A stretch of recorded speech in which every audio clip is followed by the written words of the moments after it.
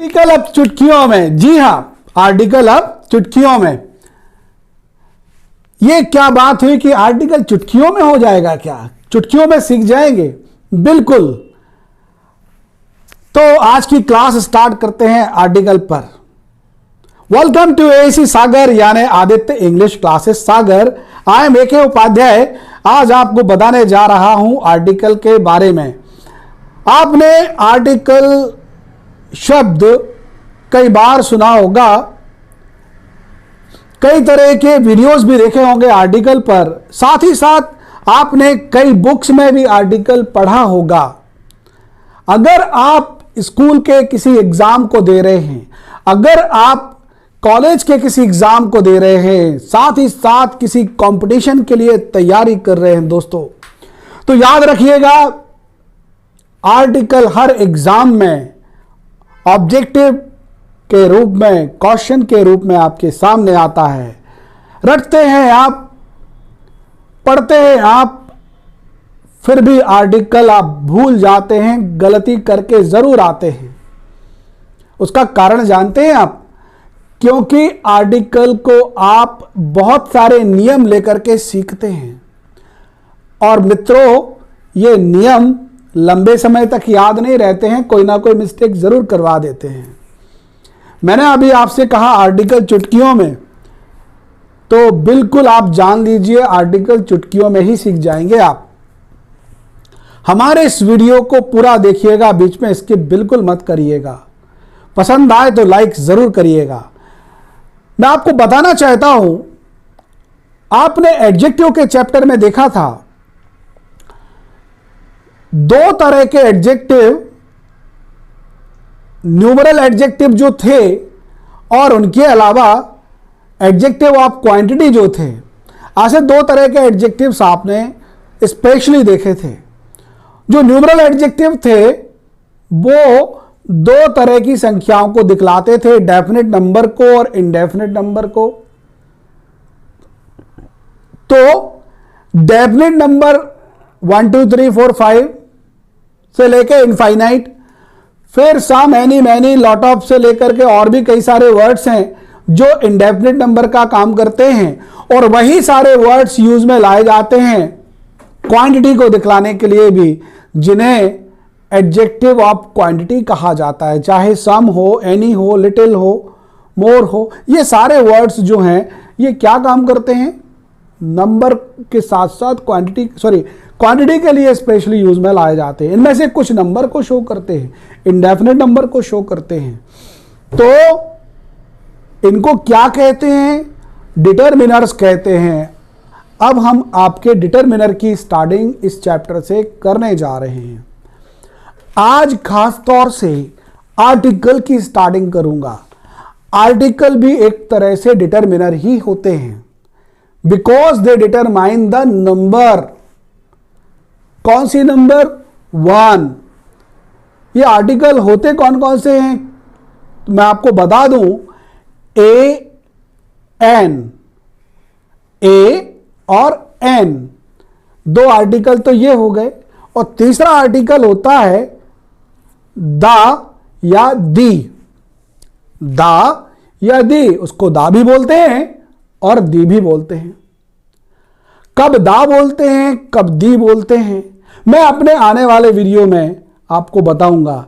इस वीडियो में मैं केवल आपसे ए और एन की चर्चा करने वाला हूं, और वो इसलिए कि ए और एन एक संख्या को दिखलाते हैं। 1 का वीक फॉर्म होते हैं ए और एन। 1 तो आप जानते हैं एक डेफिनेट नंबर होती है, तो ये 1 जो है नाउन की संख्या, नाउन किसी एक चीज की बात करते हैं, तो वही बात ए और एन भी करेंगे। क्या है ये? संख्या का निर्धारण करने वाले शब्द, मतलब आर्टिकल भी डिटरमाइन करते हैं नंबर को, इसलिए ये भी डिटरमिनर के भीतर ही आते हैं। एडजेक्टिव कहलाते हैं ये सारे। और ए और एन जो होते हैं, इनका मतलब एक निकलता है, या इनका मतलब कोई ऐसा भी मतलब निकलता है। तो इनको क्या कहेंगे? इनको इंडेफिनिट आर्टिकल के नाम से जानते हैं। किस आर्टिकल के नाम से जानते हैं? इंडेफिनिट आर्टिकल के नाम से। किसको? ए और एन को। तो फिर डेफिनिट आर्टिकल कौन सा होता है? अरे भाई दी, या जिसको दा पढ़ते हैं, वो डेफिनिट आर्टिकल होता है। ऐसे दो तरह के आर्टिकल होते हैं, या ए एन और दा को संयुक्त रूप से आर्टिकल के नाम से जाना जाता है। दा या दी जो है, आप दूसरे वीडियो में आर्टिकल के, जिसमें मैं दा के बारे में आपको बता चुका हूं, उसमें आप देखिएगा। दा में आपको मालूम चलेगा दा डेफिनेट आर्टिकल होता है, क्योंकि वो डेफिनेट प्रोनाउन दैट का वीक फॉर्म होता है। जैसे ए और एन वन के वीक फॉर्म होते हैं, इसी तरह से दा दैट का वीक फॉर्म होता है। और दैट क्या है? डेफिनेट या डेमोन्स्ट्रेटिव प्रोनाउन है, एडजेक्टिव भी है, तो उसका वीकनेट फॉर्म दा होता है।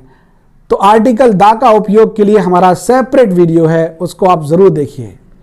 अभी मैं आपको ए और एन के बारे में बताने जा रहा हूं। ए और एन वन का वीक फॉर्म होते हैं। वन का वीक फॉर्म होते हैं मतलब एक संख्या को दिखलाते हैं। तो इनका यूज कैसे करना है? सबसे पहले तो आप जान लीजिए कि आर्टिकल का जो यूज है वो स्पेशली नेटिव स्पीकर्स के लिए है। अब ये नेटिव स्पीकर्स कौन होते हैं? भाई भारत में अंग्रेजी बोली जा रही है, भारत की भाषा तो नहीं है। कहां की भाषा है ये? अंग्रेजी भाषा है इंग्लैंड की। तो इंग्लैंड वाले जो हैं, वहां के लोगों के लिए आर्टिकल का यूज प्रायः नहीं है। बाकी सारे लोगों के लिए आर्टिकल का यूज होता है। मतलब फॉरेनर्स, हम लोग फॉरेनर्स हैं अंग्रेजों के लिए, तो हम सबसे ज्यादा यूज करते हैं आर्टिकल का, ए का, एन का और दा का। अब देखना है ए और एन का यूज करते कहां पर हैं, कैसे करते हैं। तो चूंकि एक संख्या को दिखलाते हैं, इसका मतलब यह तय हो गया, आर्टिकल का यूज, ए और एन का यूज केवल और केवल सिंगुलर नंबर के लिए होगा। तो ए और एन केवल सिंगुलर के लिए लगेगा। पहली बात याद रखिएगा, केवल और केवल सिंगुलर के लिए। मतलब किसके लिए नहीं लगेगा? प्लूरल नंबर नाउन के लिए आप ए और एन का यूज नहीं करेंगे। और किसके लिए नहीं करेंगे? जिन नाउन को काउंट नहीं कर सकते हैं, अनकाउंटेबल नाउन्स, जिनकी मात्रा होती है, उनके लिए भी आर्टिकल का यूज नहीं करना है, ए और एन का। ध्यान रखिएगा, मैं ए और एन पढ़ा रहा हूं, इस चैप्टर में सिखा रहा हूं आपको। तो केवल और केवल एक के लिए, सिंगुलर के लिए, जब दोनों ही यूज होना है, तो क्या एक साथ दोनों ही यूज हो जाएंगे? नहीं, दोनों अलग अलग समय पर यूज में लाए जाएंगे। अब वो अलग अलग समय क्या होगा? वो अलग अलग समय समझने के लिए एक बात माइंड में सेट करिए। अंग्रेजी में जो शब्द हैं, वर्ड्स हैं, वो वॉवल और कॉन्सोनेंट से मिलकर के बनते हैं। हिंदी में वॉवल्स जो होते हैं, अ आ इ ई उ ऊ, ए ऐ ओ औ अम आहा, ये आपको वॉवल साउंड है हिंदी के। आपको याद रखना है, अंग्रेजी का जो शब्द जिसके पहले आप ए और एन में से किसी एक को लगाने वाले हो, याद रखिएगा, जब भी आप ए और एन का यूज करते हैं तो वॉवल साउंड, मैंने कहा साउंड, मतलब कोई भी शब्द चाहे वॉवल से शुरू हो, ए ई आई ओ यू, या किसी कॉन्सोनेंट से शुरू हो, B C D F G H से लेकर के जेड, या जिसको जी भी कहते हैं, तक, तो आपको ध्यान देना पड़ेगा, कोई भी शब्द भले ही वो वॉवल से शुरू हुआ हो या कॉन्सोनेंट से शुरू हुआ हो, बात शुरू होने से नहीं है, बात इससे है, ये बात ध्यान रखने की है कि शुरुआत में वो साउंड वॉवल का दे रहा है या कॉन्सोनेंट का दे रहा है। अब हिंदी के जो साउंड हैं वॉवल साउंड, अ आ इ ई उ ऊ ए ऐ ओ औ अम आहा, ये 10 जो वॉवल के साउंड हैं हिंदी के, इनमें से अगर कोई भी एक साउंड शुरुआत में सुनाई दे, भले ही शब्द वॉवल से शुरू हुआ हो या कॉन्सोनेंट से शुरू हुआ हो, अगर शुरुआत में वॉवल साउंड सुनाई देता है, उस कंडीशन में आपको एन एन का यूज करना होगा। ध्यान रहेगी बात। कौन सा साउंड दे? अगर स्टार्टिंग में वॉवल साउंड मिलता है, शुरुआत चाहे कॉन्सोनेंट से हो या वॉवल से हो, स्टार्टिंग में अगर जो है स्टार्टिंग साउंड जो है अगर वॉवल साउंड होता है तो एन का यूज करना होगा, और कॉन्सोनेंट साउंड हो तो ए का यूज करेंगे। बस ये 2 बातें ध्यान में रखना है। शुरुआत चाहे वॉवल से हो या कॉन्सोनेंट से हो, शुरुआत से मतलब नहीं है। बार बार यही बात आपसे कहूंगा, ये बात हो गई चुटकियों में। बात क्या याद रखना है? शुरुआत चाहे वॉवल से हो या कॉन्सोनेंट से हो, हमें शुरुआत से मतलब नहीं है, वो शब्द स्टार्टिंग में साउंड कौन सा दे रहा है। एक लड़के ने मुझे एक पतंग भेंट की। ओके, एक लड़के ने मुझे एक पतंग भेंट की, तो वन बॉय नहीं कहा जाएगा। क्या कहा जाएगा? बॉय का बी, बा साउंड दे रहा ना स्टार्टिंग में, तो क्या बोलेंगे? बा तो कॉन्सोनेंट में आता है, बी से लेकर के जेड तक या जी तक जिसको बोलते हैं, ये सारे क्या हैं? कॉन्सोनेंट हैं। और हिंदी के कॉन्सोनेंट बा हिंदी का कॉन्सोनेंट है। हिंदी में कितने कॉन्सोनेंट होते हैं? 40 कॉन्सोनेंट होते हैं, 40 कॉन्सोनेंट होते हैं। तो बा साउंड मिल रहा है अ बॉय, तो बॉय के आगे क्या लगाना पड़ा? आ, क्योंकि कॉन्सोनेंट साउंड है। अ बॉय गिफ्टेड मी, क्या गिफ्ट की? पतंग। पतंग को क्या बोलते हैं? काइट। तो काइट का स्टार्टिंग साउंड जो है, साउंड की बात कर रहा हूं, स्टार्टिंग भले कैसे हो रही है लेकिन साउंड भी क्या निकल रहा है? काइट में का साउंड मिल रहा है, तो क्या लगेगा? A boy gifted me, a boy gifted me a kite.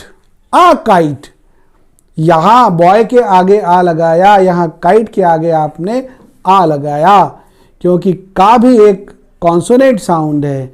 यहां बॉय में बा एक कॉन्सोनेंट साउंड है।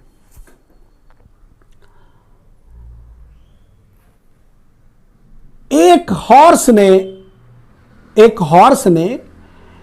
1 घंटे में 100 किलोमीटर की दूरी तय की। एक हॉर्स ने 1 घंटे में 100 किलोमीटर की दूरी तय की, तो कैसे बोलेंगे आप? एक हॉर्स ने, हॉर्स का एच कॉन्सोनेंट है और कॉन्सोनेंट का ही साउंड मिल रहा हॉर्स में, हा साउंड है ना। अ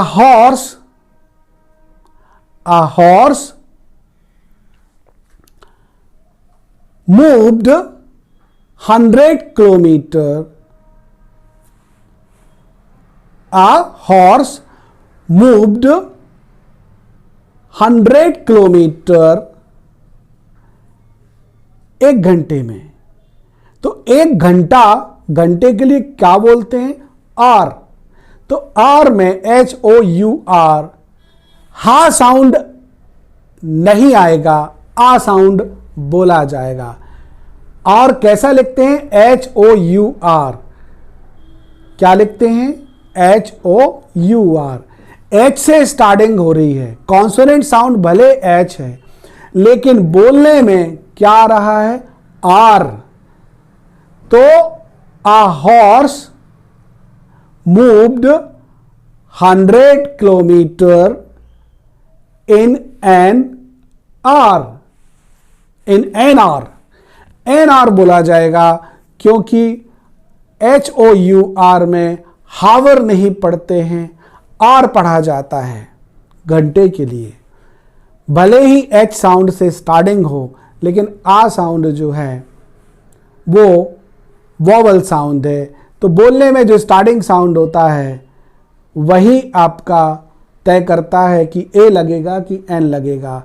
क्योंकि यहाँ पर बोलने में आ साउंड आ रहा है इसलिए आपको एन लगाना पड़ेगा, इन एन आर। तो यहाँ H से स्टार्टिंग हुई, वहाँ H से स्टार्टिंग हुई, स्टार्टिंग से कोई मतलब नहीं है। हॉर्स में हा साउंड जो था वो उच्चारण में भी हा आया था।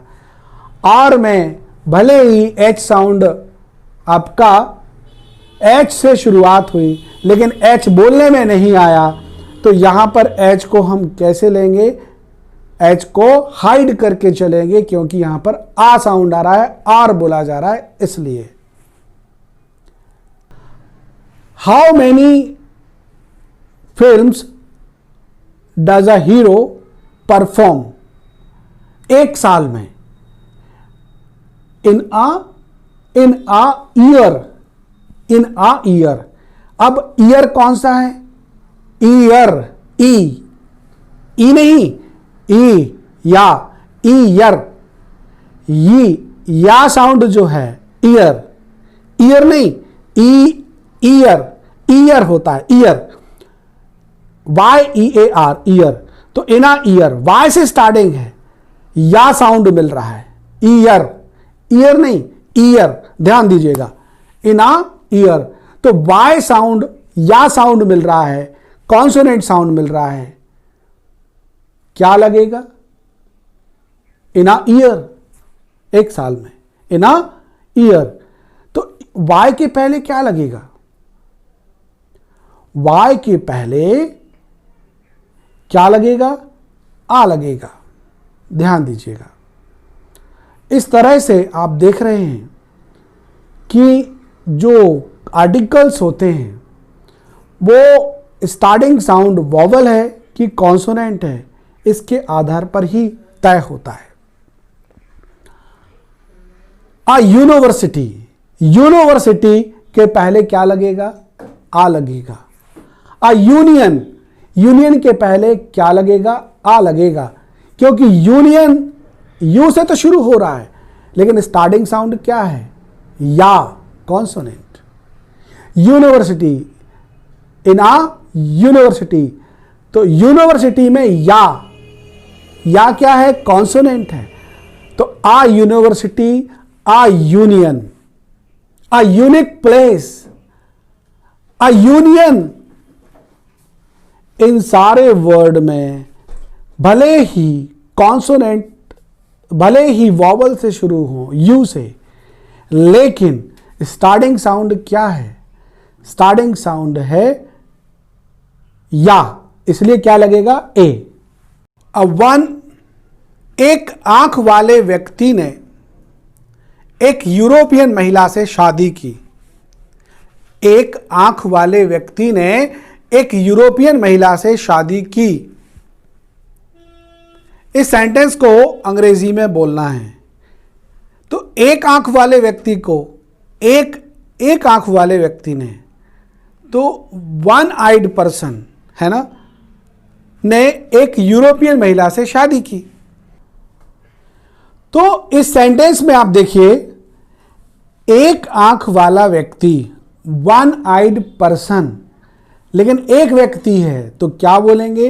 वन का ओ वॉवल से शुरू हुआ है लेकिन बोलने में ओ नहीं आ रहा, वा आ रहा है। वा एक कॉन्सोनेंट है, इसलिए वा से पहले क्या लगेगा, कॉन्सोनेंट के पहले क्या लगता है बोलने में, वा साउंड आ रहा, one eyed person, one eyed man, married, है ना, तो आ वन आइड बोला जाएगा। क्या बोला जाएगा, अ वन आइड, आ के बाद वन लगाना है, वन से पहले आ लगेगा, वन से पहले क्या लगेगा, आ, क्योंकि वन का ओ जो है वा साउंड दे रहा है, आ साउंड नहीं दे रहा, ओ साउंड नहीं दे रहा है।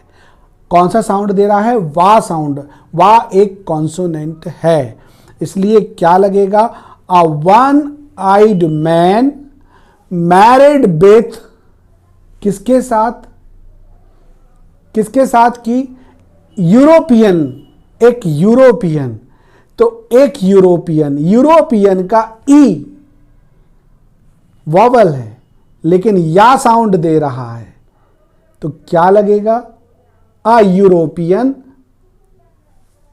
वुमन। ओके, क्या बोलेंगे, a one eyed man married with a one married with a European woman.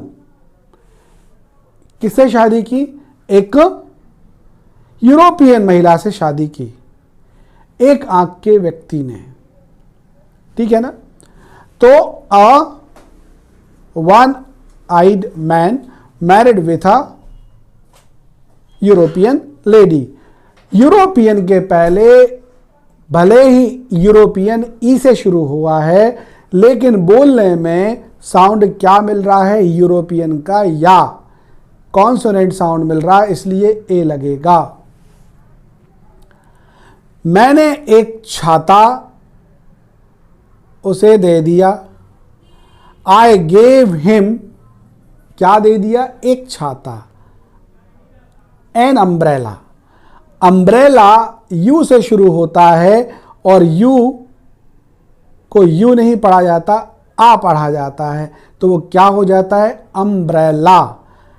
I gave her an umbrella, मैंने उसको एक अम्ब्रेला दे दिया। तो एन लगेगा यू से पहले, क्योंकि यहां पर यू जो है वो आ साउंड प्रोड्यूस कर रहा है, आ एक वॉवल साउंड होता है। दोस्तों, इस चैप्टर में मैंने आपको बता दिया कि कोई भी वर्ड भले ही वॉवल से शुरू हो, कॉन्सोनेंट से शुरू हो, अगर वो साउंड का प्रोडक्शन वॉवल का करेगा, स्टार्टिंग साउंड का, तो एन लगेगा, और कॉन्सोनेंट साउंड का प्रोडक्शन करेगा तो उस कंडीशन में उसके आगे ए लगेगा। तो ये थे हमारे ए और एन इंडेफिनिट आर्टिकल। आपको ये आर्टिकल अच्छे लगे होंगे, आप हमारे इस वीडियो को लाइक ज़रूर करिएगा और देखते रहिए हमारे आने वाले सारे वीडियोस